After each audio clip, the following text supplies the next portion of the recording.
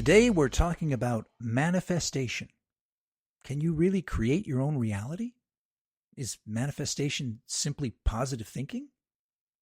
Is it the law of attraction? Or is there something much deeper happening beneath the surface? Why do some people seem to manifest incredible opportunities, while others repeat the same frustrating patterns over and over again? Can anyone learn to manifest? And perhaps the biggest question of all, are we creating our lives or simply choosing from possibilities that already exist? And as always, we're asking the question, are you psychic too?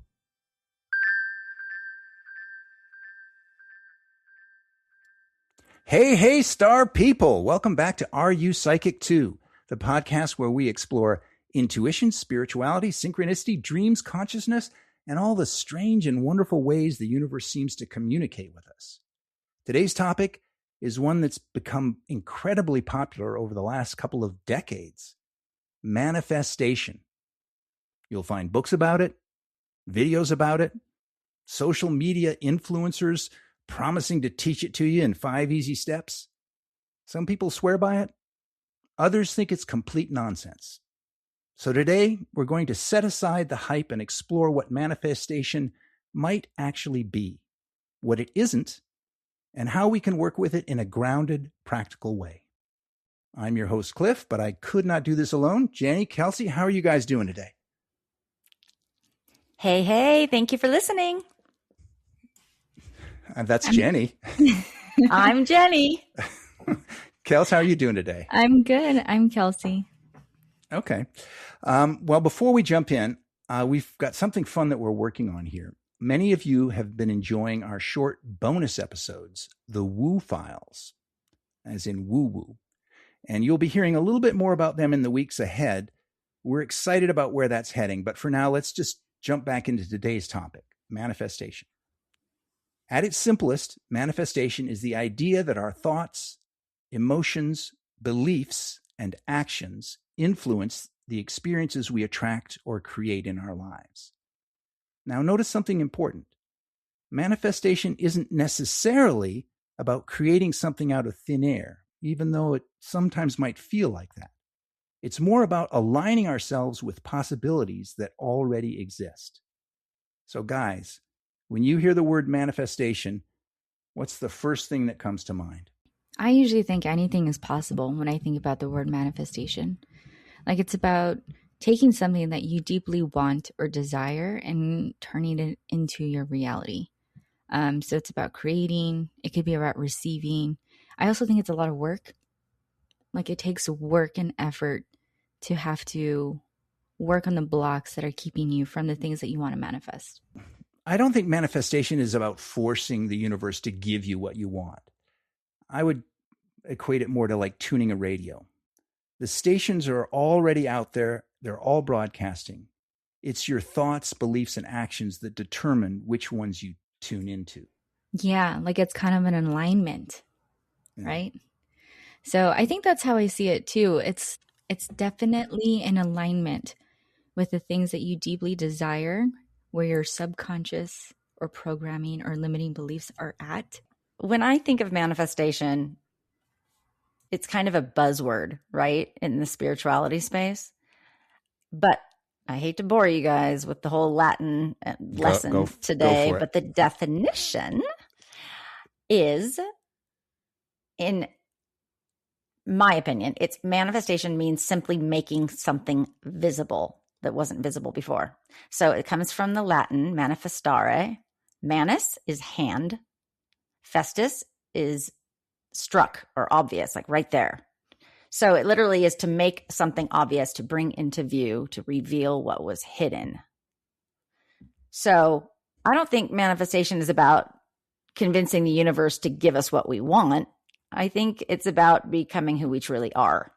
As we remember ourselves, our soul, our purpose, our truth, our outer reality begins to reflect that inner reality. I think where it gets confusing is the material realm, the 3D realm, like the matter versus the spirit. Mhm. What do anyway. you mean? Like bringing things into reality?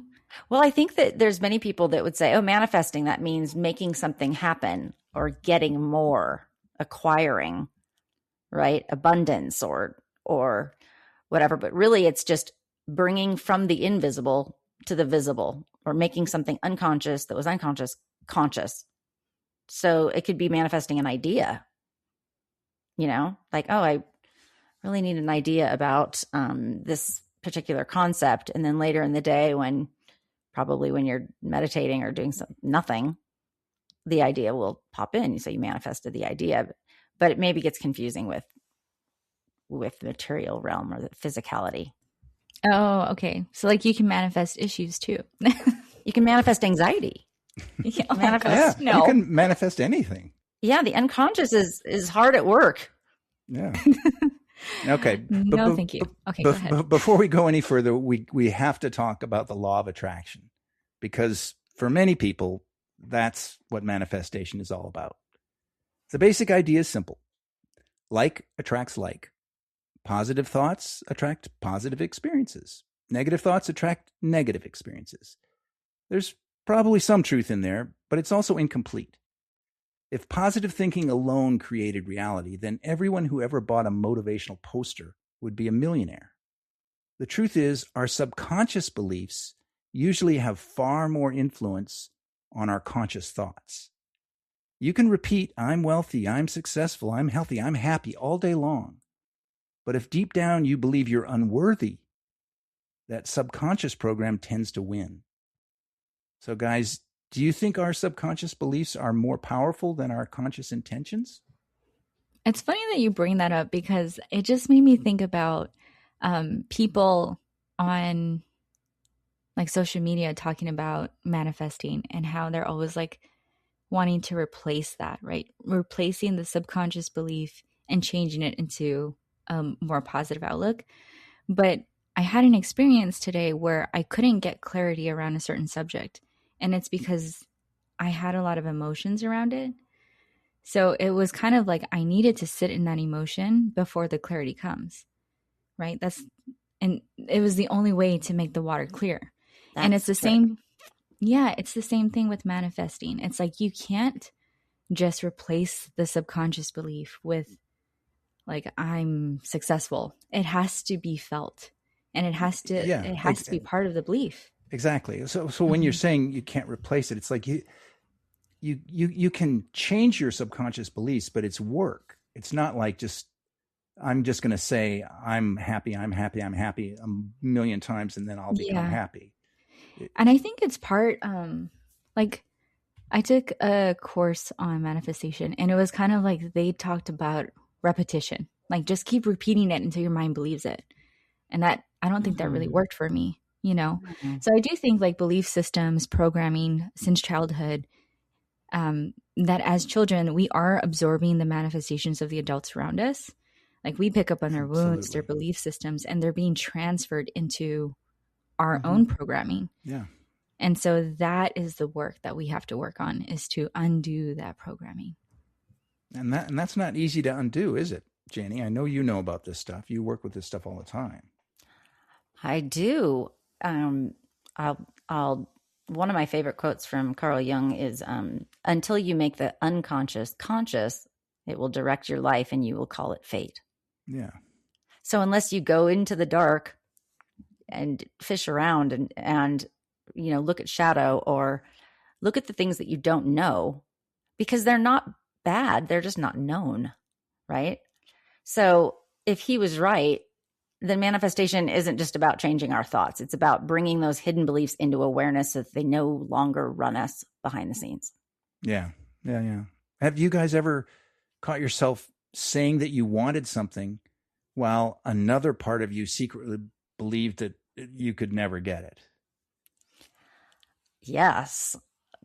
Unknowingly, of course. We can unconsciously declare what we want, but the unconscious is often living an entirely different story. If one part of us longs for love while another expects rejection, which story are we likely to keep living? The one that's familiar, right? The one that we know that's in our pattern, or the one where we actually have to take a leap and go for what we truly desire and admit it, face it. Yeah. Like Kelsey said, lean into it. I think that's where our subconscious beliefs they trump this manifestation thinking, because it's like you said, it's ground into you. You've had years of having this belief built into your system, and you're not just going to wash it out with a few I'm great, I'm great, I'm greats. Right. Yeah. A good example is the fear of scarcity. If you were brought up really poor in poverty, your mindset is one of, I will not have enough. I do not have enough. And it's not like you're saying that out loud. That's just what your core belief is, because that was your experience. I've got a great story about that. My grandmother, who lived through the Depression, used to, up until the day she died in the, I don't know, for 1980s or something, when she died, she would collect foil balls. And a foil ball is like a little piece of foil that they just put together, and they just keep building it until it makes this foil ball. And then when they need foil for cooking or something, they just pull it apart. And this was all based on the Depression, when nobody could get foil. Yes. My grandma did the same with produce. She would order a salad at the racetrack when I was with her, and I knew she didn't like tomatoes or onions, but she wouldn't get it off her salad. And I'd say, and then she'd take it off and have a Ziploc bag and put them in a Ziploc bag for her husband. And they had loads of money.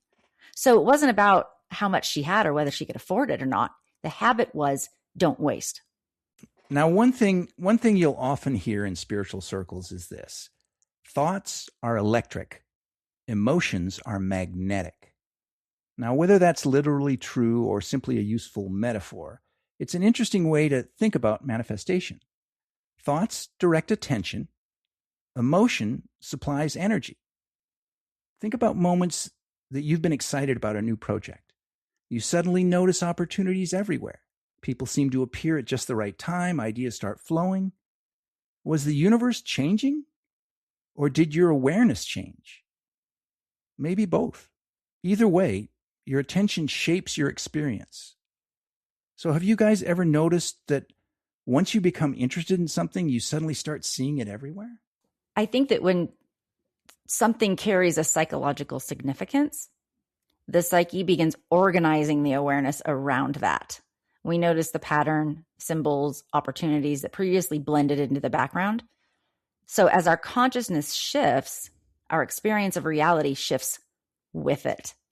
And we notice those things more often. They stick out because they're relevant. They have meaning for us. So do we manifest from what the ego desires or from something deeper?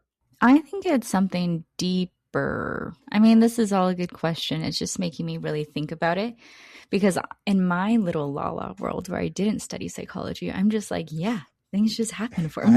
I didn't either. I'm in your same la-la world. I'm just like, yeah, I notice it all the time. I notice when things are coming in. And I think it just goes back to like the focused attention. Like I'm focusing on this, and this is what I want to recognize. So I'm looking for these patterns in my daily life. And so I do think it's something that goes deeper. And I still feel like it's in alignment. Like if it's aligned with my belief system, then it's going to happen. So like if I believe, okay, so for my birthday, I wanted donut holes. Ooh, I know. yeah, They're like my donut favorite holes. treat, and I don't treat myself often.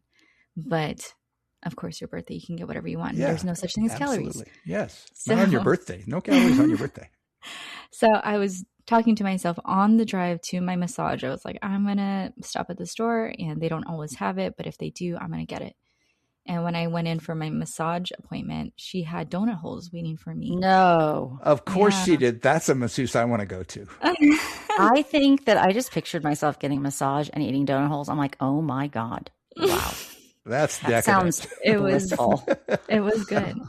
And then I went to Costco, and they were giving out donut holes as little samples. Oh, come on. Now I you're know. just making donut holes up. Well, no, I'm not. Did But it she became- just see? Yeah. Did she just see the donut holes because she had them on her mind that day? Or were they presented there and manifested because she wanted them so badly? Yeah. That's kind of the Well, I key think question it's with that. manifestation. It's Exactly. that I wanted it. I wanted it so bad, and I wasn't going to let it go.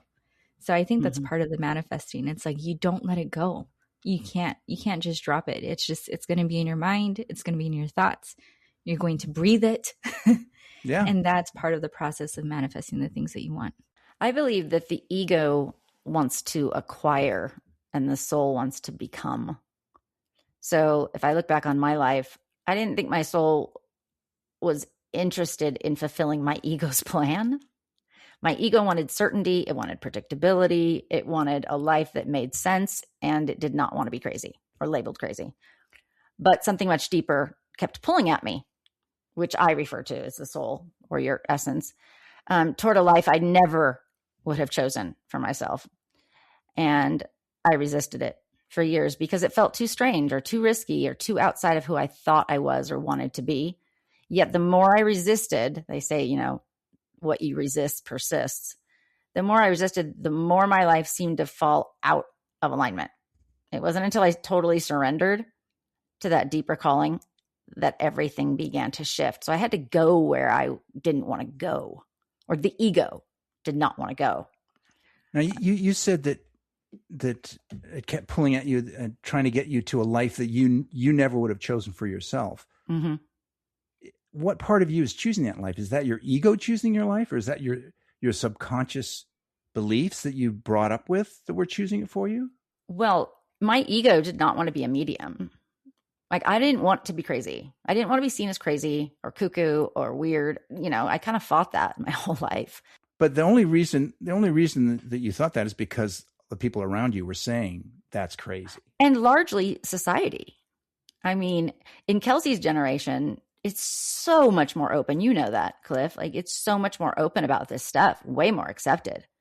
When I was younger, I was a weirdo. People were scared of me when I would say things, mediumistic things, and I didn't, my reality was I didn't really question whether other people had that, but then when I realized it was something different, my ego said that's bad.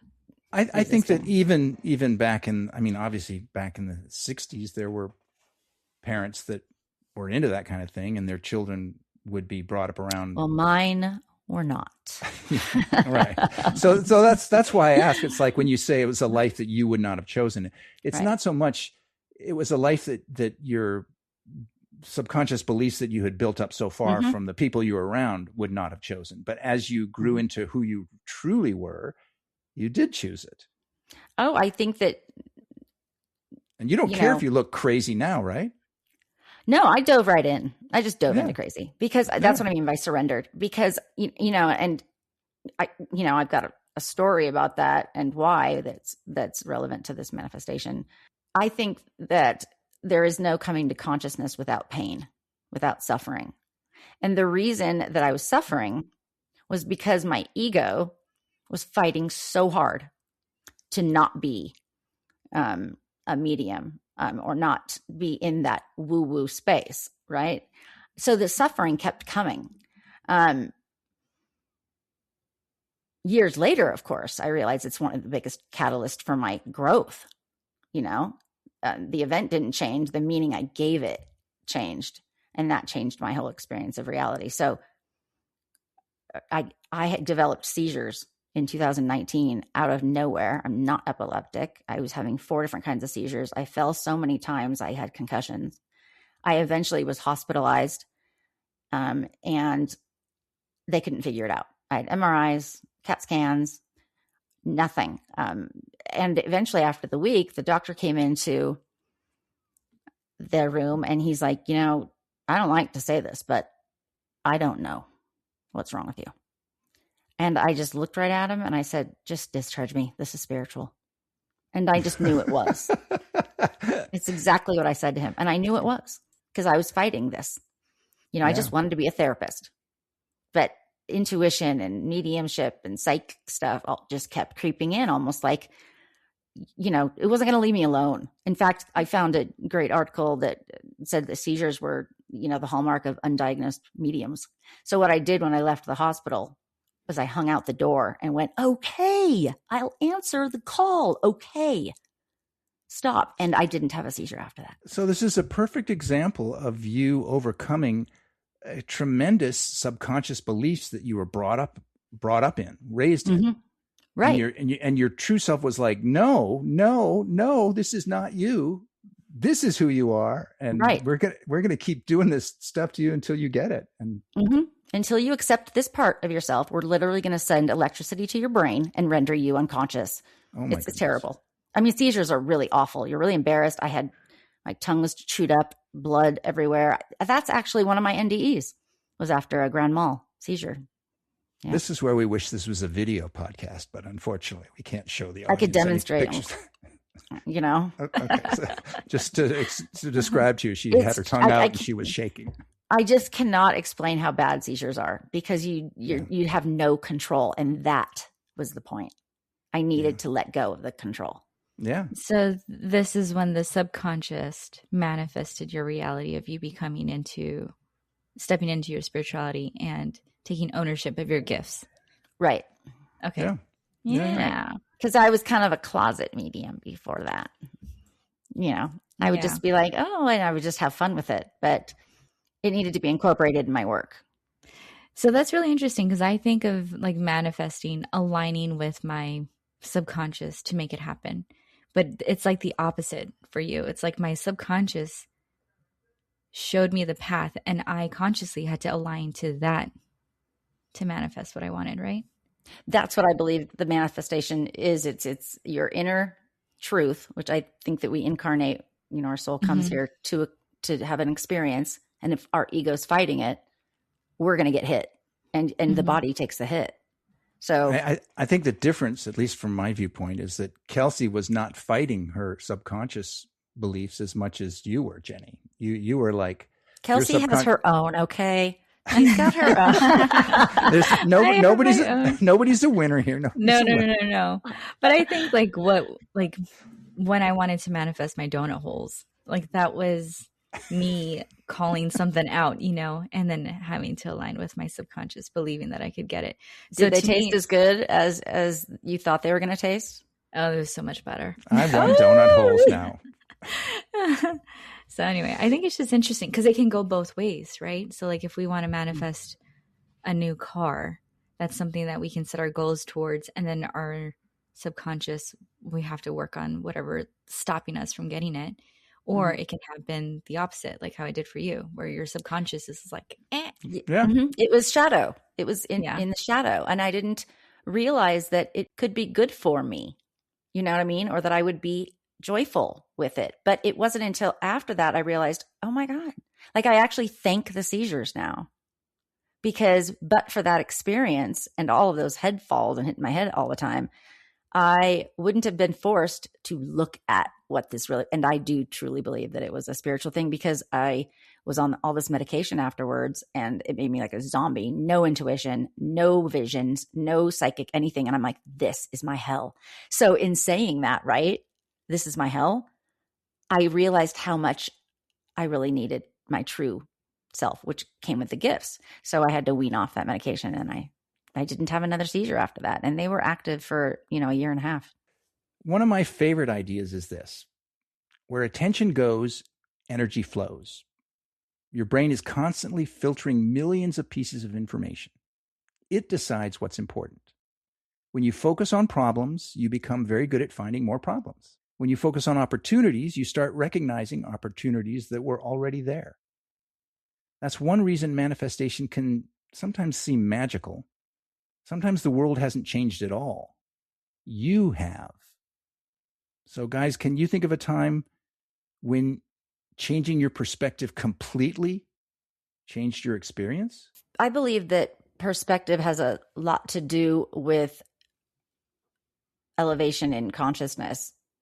It's what we think as good or bad is not that, because there's so much in between, right or wrong. And it's our limited beliefs that narrow our perspective. So in work or ceremonies that I've done in therapeutic settings with psilocybin mushrooms, I always say it pivots your perspective, because they get in there and go, oh, I'm not that stuck. Oh, this is as big as I thought it was, because it widens the perspective. So I think that it absolutely could change your experience, and for the better.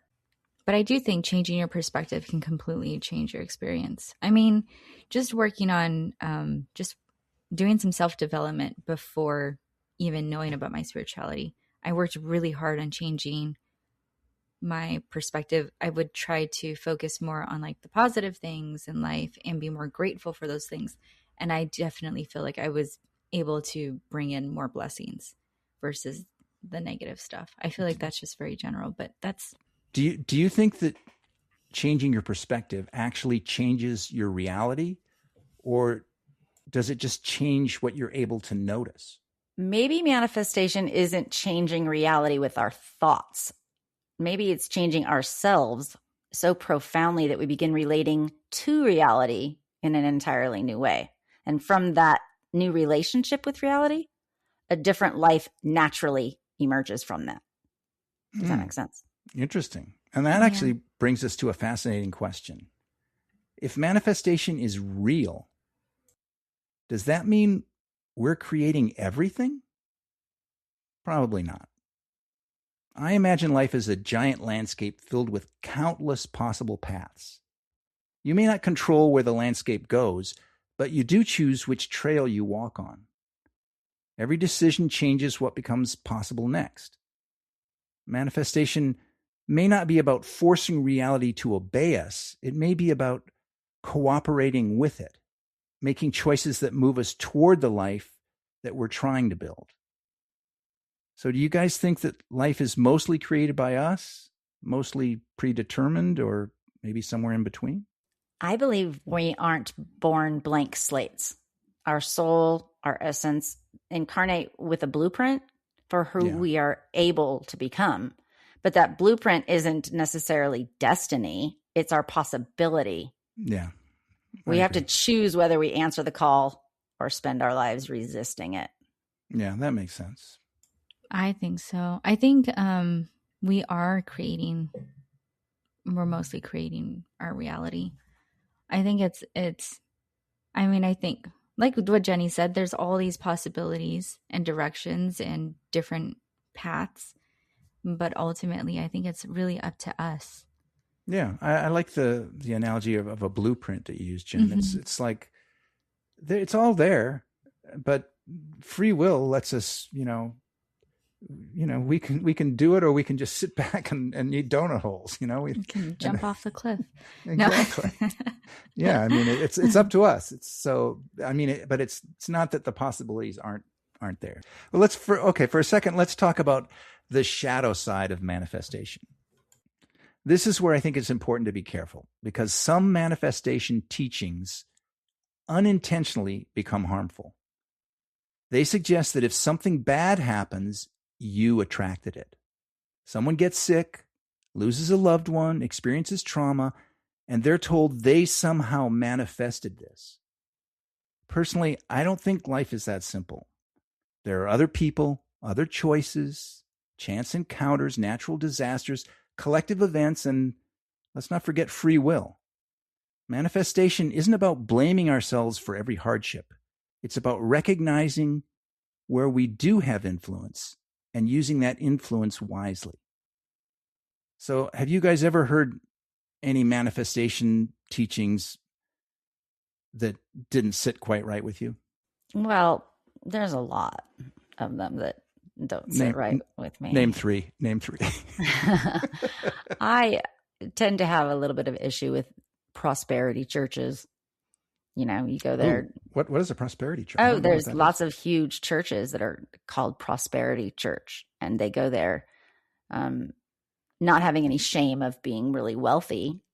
And is that the ones where they go and say, I want a Mercedes-Benz, I want a Mercedes-Benz? I'm not sure what they do, but it's called prosperity church. And it's kind of like, okay, I just pictured Jesus in the temple and turning over all the tables of all the vendors that were there and being like, this is the house of God, not the house of things. But so that's maybe one of them. But I think spiritual bypassing also is something we don't maybe know that we're doing. And my stories with the seizures is one of those. I was trying to bypass. Explain spiritual bypassing for the audience that might not understand what that means. It's it's when you avoid the call or what your spirit soul is saying to do, and you kind of know it, what your dreams are saying, and you avoid that because you don't think you want it. Your ego is like, nope. I mean, when I had ego death, I remember crying and being like, what did that Jenny do wrong? What was wrong with her? Knowing that Jenny was dying and being scared of what was going to be left. It feels like annihilation. So spiritual bypassing is just not going into the spiritual aspect of self out of some sort of either unconscious fear or limited belief or wanting to be very certain and have control. Do you think that's why you had to go through all the turmoil, the seizures and all that, because you were doing so much spiritual bypassing that your spirit was like, no, you are going this direction if we have to put you in the hospital first? Right. Lord knows. Who knows? But I'm going to have a stern talking to with my higher soul when I get up there. I'm going to be like, was that necessary? But it did get me here. Right. And so all of the bypassing I tried to do didn't work, and I kind of know I'm sitting where I'm supposed to be. Like, and you talk to your higher soul every day. So Kelsey does. Kelsey knows her. I see spiritual bypassing a little bit differently. I think it's kind of like when people use their spirituality without having to do the work. So like that's what I meant by all that. Sorry. Oh, okay. No worries. Anyway, I was just thinking like if someone goes to a shaman and they're like, oh, they cleared all of my karmic issues. Yeah. I don't have to worry about it. That's right. spiritual. We all know the people that are like, I'm spiritually finished. I'm happy. I'm good. I'm clear. Right. Like, I'm super spiritual because I hang a picture of an angel. Yeah. Like, me thinks gotta do you the tough protest work. too much. There's no coming to consciousness without some suffering. I'm sorry. There just isn't. Or we wouldn't be we'd be bored here. Yeah. And I think I'm sorry if we sound like a broken record about talking about the healing and the work, but that truly is what it comes down to. It's like, it's all about working on your subconscious, your healing, your wounds. Mm-hmm. And also part of that is recognizing the emotions behind it. Because I think most times we try to replace the, we want to get into manifesting by replacing the subconscious belief with something more positive so that we can be more in alignment. But without processing and understanding, you're not replacing anything. You're just suppressing. Yeah, we live in a drive-through mentality. It's like if I can't buy it in a drive-through situation, I don't want to do it. It takes too much time. So that's why a lot of that stuff is just like, learn to manifest in 2 easy lessons, $39.95. Also, like be hold integrity when you're trying to manifest something. Be honest.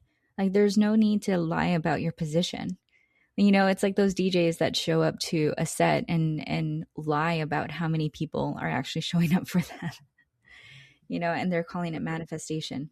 No, you guys don't know about this? Well, what? No, tell me about what DJs are lying about. No, there was this girl. We're talking about crowd size? Are you talking about crowd size? Yeah, it was just a story. That's a story that I heard. It's a story that I just heard about. A DJ was playing at an event and there was probably like 5 people. But in her Instagram live, she talked about how there was like 500 people or something, some crazy number. And she called it manifestation. I was like, that's not manifesting. Oh, geez. That's called lying. Lying is not part of the manifesting process, I don't think. No. All right. Well, whether you see manifestation as psychology, spirituality, or a little of both, I'm going to go with that one. One thing seems clear. Our beliefs influence our choices. Our choices influence our lives. Our attention changes what we notice, and our actions determine what becomes possible. Maybe manifestation isn't about controlling the universe. Maybe it's about becoming the kind of person who naturally recognizes and steps into the opportunities life presents them. So after everything we've discussed today, you guys, do you think manifestation is more about changing the world around us or changing ourselves? I don't think you can change the world around you. It's definitely about changing ourselves, changing the perspective, working on yourself. Yeah, I would say I would agree with that. What do you think, Jen? I believe that the unknown or the unconscious or subconscious is an amazing place to discover who we really are, and that it will find you. And it's not trying to punish you. It's revealing itself. So until we integrate some of those things that we would call shadow, we'll keep experiencing the same lesson and wearing different clothes just over and over again. So I feel like that those experiences change you. And even if they feel terrible at the time, they're oftentimes just getting you to your own truth, to who you really are. Yeah. Well, what's one thing that people could stop doing that would immediately make it easier for them to create the life they want? I would say stop assuming the worst. Stop telling yourself the same limiting stories. Stop focusing on what you don't want. Stop lying. Yeah. Mm-hmm. Those, we try to lie to stay safe, but being in your truth will get you there. Yeah. And change the narrative. Like if you're driving and someone cuts you off, like stop telling you the story that that person's an asshole. Instead of just change it to like, well, maybe he's just in a hurry and he didn't see me.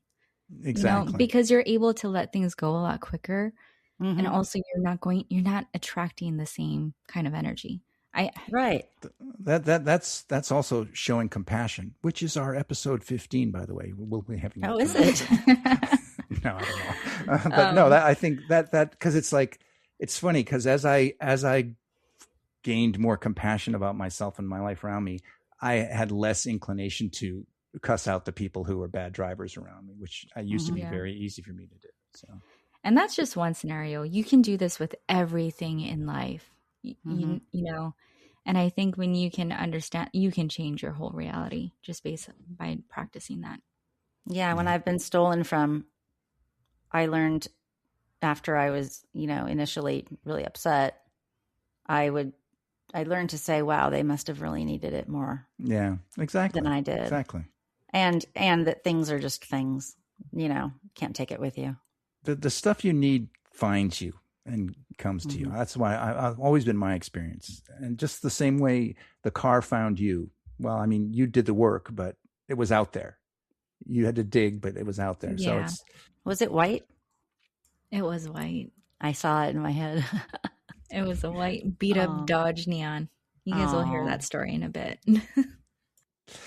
All right. So manifestation is one of those subjects where belief and experience often meet. Some people have incredible stories they simply can't explain. Others see it entirely through the lens of psychology. And perhaps both perspectives have something valuable to teach us. Whatever you believe, we hope today's conversation gave you something new to think about. And please don't forget about the Woo Files, our short-form companion series where we take quick dives into fascinating spiritual, paranormal, metaphysical topics. Each episode is just a few minutes long and explores one intriguing idea, question, or mystery to keep your curiosity alive between our full-length conversations. As for how to reach us, just go into the show notes. There's all the links and everything to leave us notes, like, subscribe, all that good stuff. So until next time, stay curious, stay grounded. We'll be back next week with a new episode. I'm Cliff.